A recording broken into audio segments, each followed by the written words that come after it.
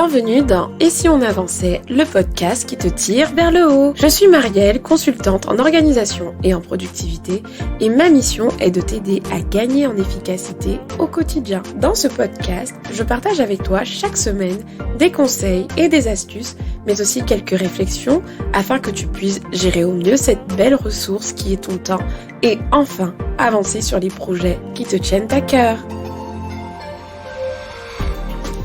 Hey, bienvenue dans ce nouvel épisode. Comme d'habitude, je suis très heureuse de vous retrouver. Encore plus aujourd'hui puisque c'est un épisode spécial, c'est l'épisode 50. Et juste avant de commencer, j'étais en train de me dire, waouh, mais quel privilège. Quel privilège d'être à vos oreilles pendant que vous faites vos courses, pendant que vous êtes dans les transports en commun, dans votre voiture, vous êtes en train de faire le ménage, vous promenez. Je trouve que les podcasts, c'est un outil vraiment formidable. Et je suis très heureuse aujourd'hui que chaque épisode soit écouté par plus de 400 personnes. C'est juste quelque chose de dingue. Et en démarrant ce podcast, je ne pensais pas du tout qu'il allait pouvoir atteindre autant de personnes. Et tout ça, c'est grâce à vous, parce que vous commentez, parce que vous partagez, parce que quand vous aimez, vous le partagez. Et ça, c'est juste formidable. Alors merci à vous tous qui prenez le temps à chaque fois de me faire un retour par rapport au podcast, et ça fait tout le temps plaisir, et pour moi c'est vraiment, encore je le répète, un privilège d'être à vos oreilles. Donc comme je vous disais, aujourd'hui c'est un épisode un peu spécial parce qu'on est au 50e épisode, et qui dit 50e épisode dit voilà, il faut marquer le coup, et j'ai donc pensé à vous faire quelque chose de différent avec une foire aux questions. Donc là on va pas aborder un seul sujet, mais on va aborder plusieurs sujets. Donc pour ça, j'ai posé des questions sur Instagram et je vous ai fait une compilation des questions que j'ai pu avoir. Et donc je les ai synthétisées en 10 questions pour ne pas m'éparpiller. Donc aujourd'hui, on va parler de mon pourquoi, de mes routines, de mon équilibre vie pro, vie perso, de mes outils, de Trello, de la flemme, de procrastination et de zone de confort. Donc voilà un peu pour le petit sommaire de cet épisode. Mais avant, parce que oui, même pour le 50e épisode, on n'oublie pas les bonnes habitudes, je vais faire une petite dédicace à quelqu'un qui a pris le temps de laisser un commentaire, un avis, une note sur l'une des plateformes sur laquelle il écoute le podcast. Et aujourd'hui, c'est Dujio Vadiova, alors je ne le redirai pas deux fois, mais qui a laissé un commentaire sur Apple Podcast, et elle ou il dit épisode 28, 30 et 31. J'imagine que ce sont les épisodes que cette personne venait d'écouter. Elle dit ceci: waouh, merci pour tous ces contenus qui m'aident dans mon quotidien. Continue comme ça. Merci à toi d'avoir pris le temps de laisser un commentaire. Je ne cesserai de le répéter, c'est vraiment ce qui m'aide. Et en plus, franchement, ça fait plaisir. Ça fait plaisir de voir qu'on ne travaille pas dans le vent. Et donc moi, je suis très heureuse de vous lire à chaque fois, de lire vos retours. Vous êtes aussi plusieurs à me dire que vous n'écoutez pas le podcast sur Apple Podcast, et donc vous m'envoyez des messages. Et bientôt aussi, je vais faire des petites dédicaces à des personnes qui me le disent par message aussi. Comme ça, tout le monde aura son petit moment et on sera tous contents. Mais vraiment, merci à vous pour tout ce que vous faites, pour vos messages, vos encouragements. Ça me motive justement à continuer. Alors donc ne t'inquiète pas, Dugio Vadiova, je vais continuer parce que ça me passionne et parce que ça me fait plaisir de vous aider au quotidien. Première question, justement, on est un peu dans le sujet. Pourquoi l'organisation ? Pourquoi j'ai choisi de parler d'organisation dans mes podcasts ? Pourquoi j'ai choisi tout simplement de lancer un projet qui parle d'organisation ? Alors en 2017, plus précisément fin 2017, j'étais dans une phase de ma vie où je me demandais vraiment mais à quoi je sers concrètement ? Alors, vraiment pas la question existentielle où j'étais au bord du gouffre, hein. Non, mais j'avais vraiment envie de partager, d'aider des personnes, etc. Mais je trouvais pas que j'avais un don ou des talents. Par exemple, je sais pas pourquoi je pensais énormément à la créativité, à la danse, au chant, à la musique, au côté créatif, etc. Et je me disais, mais j'ai rien de tout ça, parce que franchement, je dessine mal, je chante mal, je danse mal, à quoi je suis bonne, quoi. Et je suis tombée, en fait, sur un outil qui s'appelle l'Ikigai. Et cet outil, en fait, j'ai fait l'exercice, c'est un outil japonais qui permet en fait de découvrir, entre guillemets, sa mission de vie. J'étais entre guillemets puisque c'est bien plus... faut vraiment bien le faire pour trouver sa mission de vie, mais bon, voilà, j'ai fait cet Ikigai. Et dans l'ikigai, on doit se poser pas mal de questions. Pourquoi on pourrait être payé? Pourquoi les gens vous sollicitent? Qu'est-ce qui vous frustre le plus dans le monde, etc. Et l'organisation revenait souvent. Effectivement, quand on me sollicite, on me demande souvent de l'aide pour organiser des mariages, des anniversaires, gérer des projets. On me sollicite énormément pour l'organisation, déjà avant même et si on avançait. Dans mon boulot, je fais énormément d'organisation et c'est une compétence qui est hyper valorisée dans mon boulot.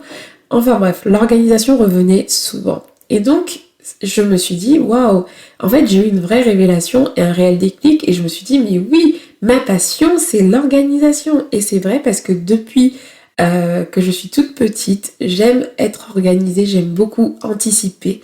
Pour tout vous dire, j'aime bien raconter cette anecdote. Moi, j'aimais bien anticiper mes devoirs dès la semaine quand j'étais au collège, etc. Parce que je savais que du coup le week-end, j'aurais pas à faire mes devoirs à la dernière minute le dimanche ou le samedi. Et ma mère n'a jamais eu à me mettre de pression et ça, elle le raconte tout le temps et c'est trop drôle.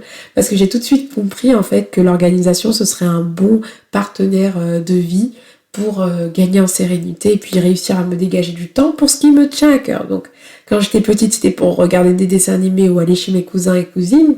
Aujourd'hui, c'est pour justement pouvoir avoir un projet à côté de mon boulot, etc. Avancer sur les projets qui me tiennent à cœur tout simplement. Voilà donc pourquoi je parle d'organisation, comment j'en suis arrivée à là. Deuxième question. Quel est exactement ton métier à côté? Alors oui, d'ailleurs, j'ai une info à vous donner pour ceux qui n'ont pas participé à la masterclass.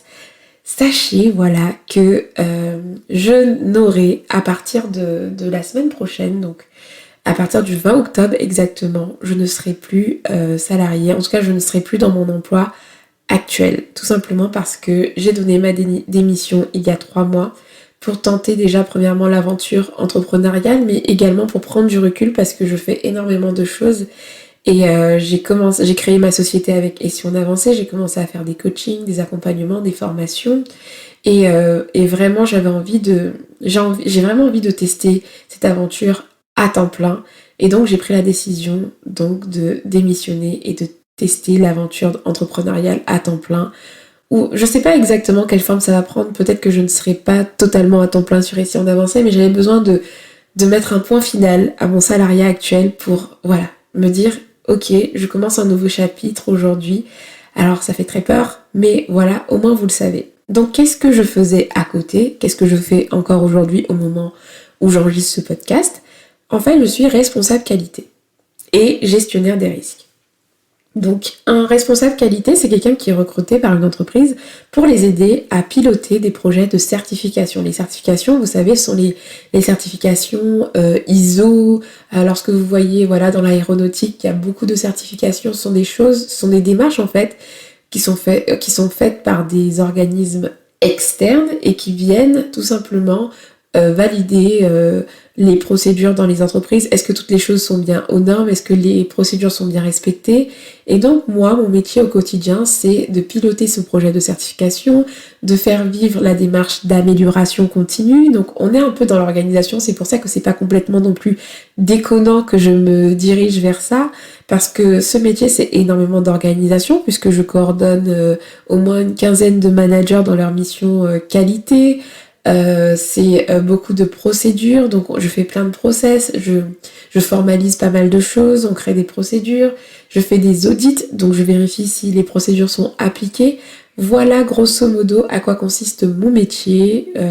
Et pour la partie gestion des risques, en fait, on établit ensemble avec les différents collaborateurs des cartographies des risques. Et en gros, ce sont des cartographies qui existent pour essayer d'anticiper les risques et mettre en place des actions qui permettent de limiter ces risques-là. Donc j'espère que je ne vous ai pas perdu, mais voilà à quoi consiste mon métier grosso modo, et je fais ça dans la santé. Je faisais ça dans la santé pour dans quelques jours en tout cas.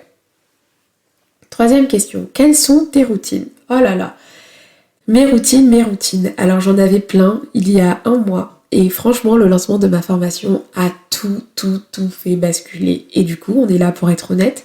Et c'est pas quelque chose que je vis comme un échec puisque tout est intentionnel. En fait, durant mon lancement là de formation, j'étais très frustrée. Par exemple, j'avais une routine matinale qui était de me lever le matin et de travailler un peu. Sauf que je vous assure, vous levez le matin un peu plus tôt, donc déjà généralement 5h30, 6h. Vous vous levez un peu plus tôt, mais vous devez repartir au boulot vers 7h. 7h, moi c'était ça, je devais partir au boulot vers 7h, 7h15. Et ben je vous dis pas la frustration d'arrêter ce que vous étiez en train de faire, ce que j'étais en train de faire, pour devoir me préparer et partir au boulot. Vraiment. J'avais du mal, c'était hyper frustrant, j'avais qu'une envie, c'était de continuer à bosser là-dessus. Et donc j'ai décidé de revoir complètement mes routines. Et donc je travaillais hyper tard le soir, ce qui fait que le matin, je me levais beaucoup plus tard. En gros, j'ai revu toute ma routine. Donc, moi aussi, j'ai des moments de déséquilibre et c'est complètement ok. Si vous écoutez cet épisode et que vous passez dans une phase de votre vie où vos routines ne sont pas les mêmes, et c'est pour ça qu'une routine, ça se réajuste et ça s'adapte. Mais ça permet d'avoir des repères. Sinon, en temps normal, mes routines, ce sont les suivantes. Déjà, je me lève hyper tôt le matin. J'ai pas une heure précise puisque je dors pas tout le temps à la même heure, moi, mais je me dis que je veux toujours me réveiller avant 7h. Ça, c'est ma règle. Et sinon, au mieux, au plus tôt, c'est 5h30. Et généralement, voilà, le plus souvent, c'est 6h. Donc ça, ce sont mes routines. Donc c'est pas vraiment... Vous avez vu, mes routines ne sont pas forcément des routines. Parce que, voilà, mon quotidien, il y évolue, il change. Ensuite, une routine que j'ai, c'est que tous les soirs, je planifie ma journée du lendemain. Tous les soirs, je prépare mes vêtements aussi pour le lendemain. Ça aussi, c'est une routine. Ensuite, j'ai une routine au travail, c'est que je lis et réponds à tous mes mails à 10h et à 15h. Ça aussi, c'est une routine. Et puis, quelle autre routine que j'ai Le matin, quand je suis dans les transports en commun, j'ai pour routine de répondre à mes commentaires et aussi le soir en rentrant. Généralement, je dédie les transports en commun pour répondre à mes commentaires sur Instagram et interagir un peu pour éviter d'être tout le temps sur les réseaux sociaux. Même si ça m'arrive de déborder, mais c'est aussi une routine. Donc voici mes routines et honnêtement elles vont changer puisque maintenant je ne serai plus salariée à temps plein, donc je vais un peu revoir tout ça. Et c'est ça aussi la beauté des routines, c'est qu'elles se réadaptent, elles se réajustent, mais elles permettent d'avoir un repère quand on a un quotidien qui est rythmé de la même façon. Donc là mon rythme va changer, donc mes routines vont changer. Et donc je vais essayer de mettre en place des routines qui vont être plus adaptées à mon nouveau style de vie. Voilà. 4e question, comment tu gères l'équilibre vie pro-vie perso ? Alors, mon équilibre vie pro-vie perso, je le gère comment ? Alors, c'est assez compliqué puisque ça va dépendre des périodes. Quand ce sont des périodes de rush par rapport à si on avançait, honnêtement, des fois, il y a des déséquilibres. Mais je me mets des garde-fous, c'est-à-dire des limites. Quand je sens que je passe vraiment trop de temps à travailler, que je n'arrive pas, que je commence à être frustrée, que je subis les choses et que j'ai juste envie de souffler, eh ben je n'hésite pas à ralentir sur des choses qui ne sont pas prioritaires. Je vais peut-être diminuer la fréquence des posts Instagram. Je vais éliminer ce qui n'est pas vital et je vais me focaliser sur ce qui est vital pour mon entreprise. Donc les accompagnements, les coachings, si je lance une formation, je vais travailler dessus parce que ça c'est important. Mais je n'hésite pas à faire du tri et à éliminer ce qui n'est pas essentiel. Ensuite, l'autre garde-fou, c'est que j'essaie généralement de ne pas travailler. Quand je planifie ma semaine, je planifie d'avance des moments où je ne travaille pas. Ce sont pas toujours les mêmes parce qu'il faut se montrer flexible, surtout quand on a un travail de salarié à côté et qu'on est entrepreneur. Et du coup, ce qui donne parfois, moi je me dis que le mardi soir, je suis en off, le jeudi soir je suis en off, et le samedi matin et dimanche toute la journée je suis en off, et je dois absolument m'y tenir, c'est-à-dire que je ne travaille pas dans ces moments-là pour essayer on avançait. Et voilà, donc en fait, à chaque début de semaine, je me définis des blocs de temps où je ne suis pas censée travailler, et donc paradoxalement, donc de l'autre côté, j'ai des blocs de temps où je suis censée travailler. En réalité, mon équilibre vie pro, vie perso n'est pas complètement équilibré parce que déjà quand on part du principe que je suis cadre et donc que je travaille beaucoup d'heures par semaine, que j'ai une société à côté Et donc une vie sociale, vous vous doutez bien qu'on n'est pas dans un équilibre parfait, mais vraiment pas parfait du tout. C'est d'ailleurs l'une des raisons qui m'a poussée à me dire, si aujourd'hui, et si on avançait en train de prendre son essor, que voilà, je sens que les portes s'ouvrent par rapport à certaines choses, c'est peut-être le moment justement de construire cet équilibre sur mesure dont j'ai toujours rêvé. Donc voilà. Pour avoir un projet à côté, ça nécessite un certain déséquilibre, donc je ne vais pas vous vendre du rêve, mais j'ai tout un épisode là-dessus pour vous donner des conseils, donc n'hésitez pas à vous y référer. 5e question.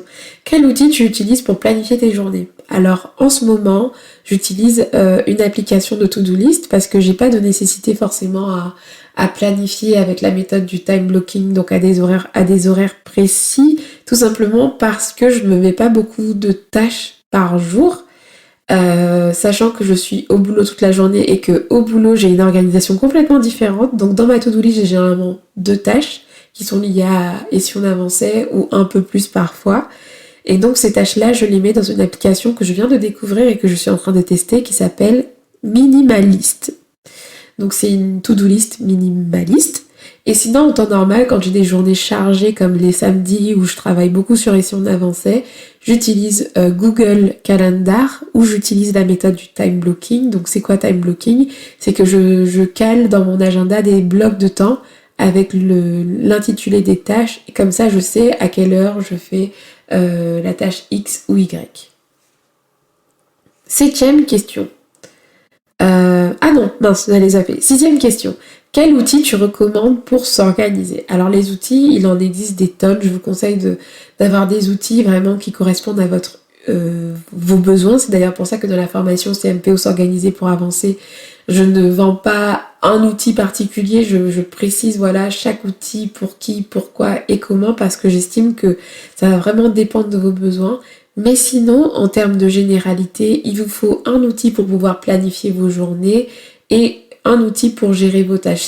Si ces outils-là peuvent faire les deux, c'est génial. Quand je dis gérer vos tâches, c'est qu'il vous faut un outil en fait pour lister vos to-do list et un outil pour planifier, donc ça peut être le même, et un outil aussi pour prendre des notes. Voilà. Et pour prendre des notes, vous avez plein d'applications, Trello, voilà. Et là, vous avez l'embarras du choix, mais il n'y a pas En fait, je ne veux pas répondre précisément à cette question parce qu'il n'existe pas d'outils parfaits que je peux recommander. Ça va dépendre de vous. Mais sinon, moi, j'utilise Evernote pour la prise de notes, Trello pour la gestion de mes tâches et de mes projets, et Minimalist pour les to-do list quotidiennes et Google Calendar pour mes rendez-vous. Voilà. J'ai aussi un épisode où je parle de mes outils d'organisation, donc n'hésitez pas à vous y référer. 7e question, comment sortir de sa zone de confort? Oula!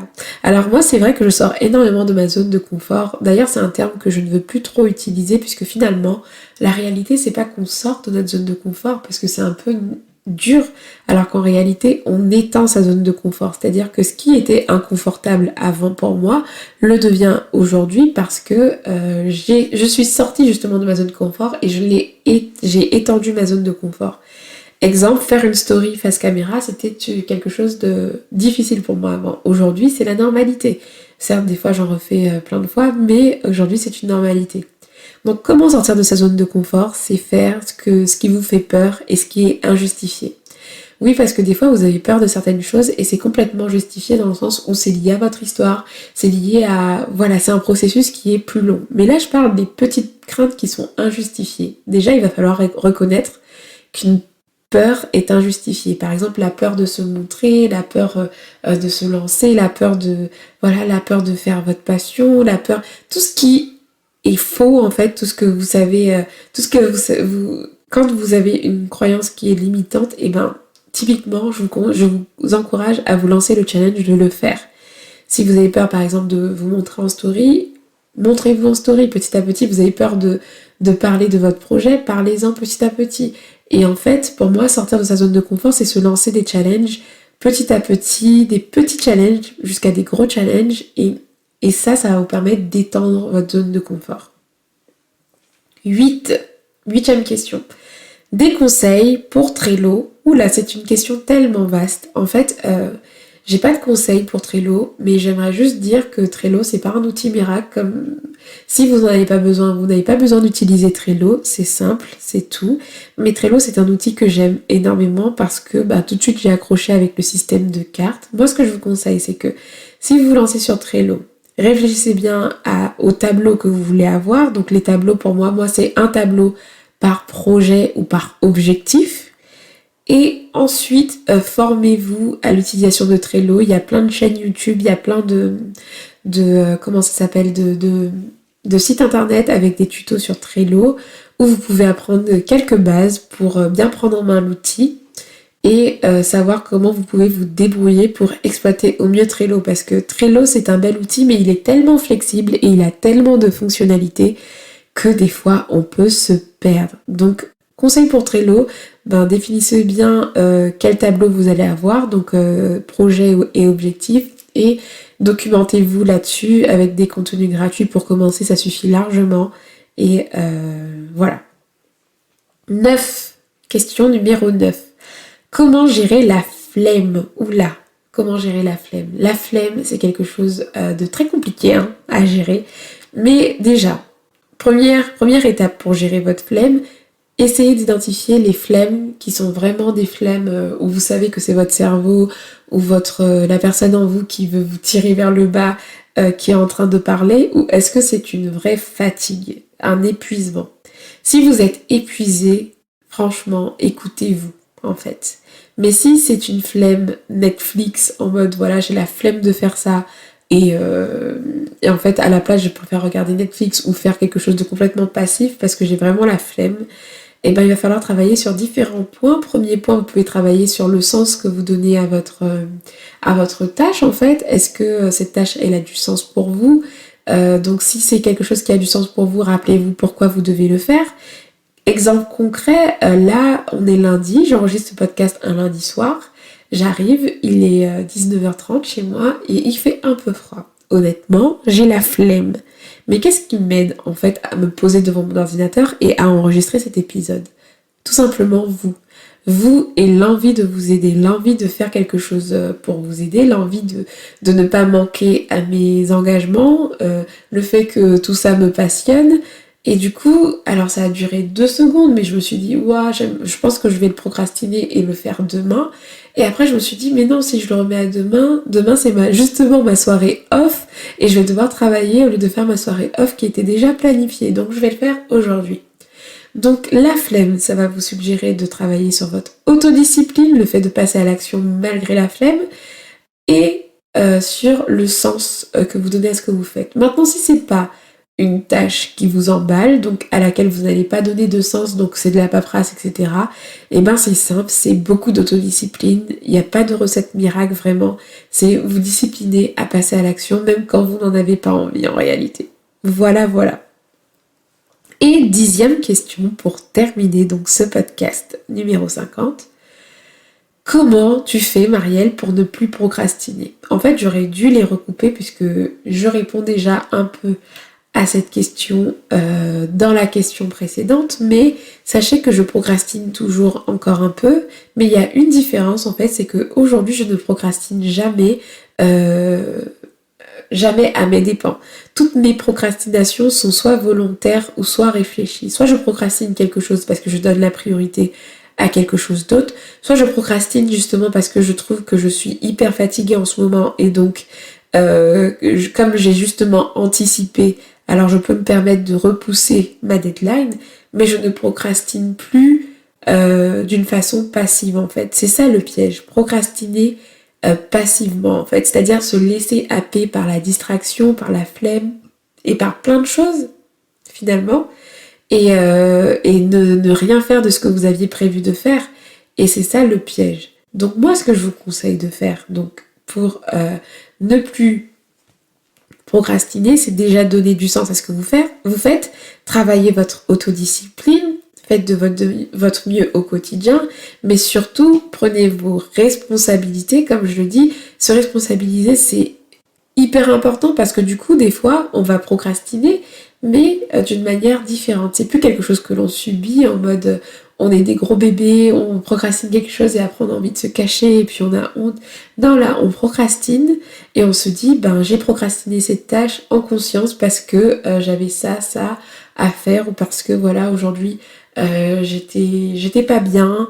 Et voilà, il y a des jours avec et des jours sans. Et lorsque vous sentez, comme je disais tout à l'heure, que c'est une flemme qui est passagère et qui est juste pilotée par la personne en vous qui ne veut pas que vous avanciez, oui, parce que c'est ambivalent, on a toujours un côté de nous qui est hyper motivé et puis de l'autre côté qui nous tire vers le bas. Et donc c'est tout le challenge, ça va être de faire le tri entre ces deux voies et de choisir la discipline et l'action si ça vous tient à cœur. Donc moi, je sais que plus je prends l'habitude de passer à l'action malgré la flemme et plus je muscle mon muscle d'autodiscipline, parce que l'autodiscipline c'est un muscle, plus vous allez vous challenger à passer à l'action malgré la flemme, malgré tout ce qui peut vous tracasser, genre les distractions, etc. Et plus vous allez maîtriser justement votre flemme, plus vous allez la gérer et moins vous allez procrastiner. Voilà pour la réponse à la 10e question. Et donc 10e et dernière question. Donc voilà, j'ai répondu à toutes les questions. C'était... Bien sûr, j'ai pas pu rentrer dans tous les détails, mais il y a certains podcasts où j'en parle en détail, mais ça m'a fait plaisir de balayer quelques questions avec vous, et puis ça fait comme si vous m'aviez fait une petite interview, donc je trouve ça sympa et j'espère que ça va vous plaire. En tout cas, on arrive à la fin de cet épisode. Comme d'habitude, n'hésitez pas à laisser un commentaire sur la plateforme sur laquelle vous écoutez le podcast. Et puis, je voulais vous dire du coup que comme je suis en transition, c'est-à-dire que là, je vais passer du coup de la vie de salarié et entrepreneur à la vie d'entrepreneur à temps plein, en tout cas pour le moment. Et donc, j'ai vraiment besoin de prendre un peu de recul et c'est pour ça qu'il n'y aura sûrement pas, je pense, je suis pas encore sûre, mais je pense que oui, je vais prendre ce temps en fait, de prise de recul, et donc il n'y aura pas de podcast la semaine prochaine exceptionnellement, et peut-être même celle d'après. Ça va dépendre du temps dont j'aurai besoin en fait pour finalement faire une belle transition, pour revenir en ayant une vision claire de ce que je veux maintenant avec ce nouveau statut. Donc voilà, merci de m'avoir écouté jusque-là. Prenez bien soin de vous, merci à tous pour vos messages et votre soutien. Et je vous donne rendez-vous à un prochain épisode. Ciao ciao!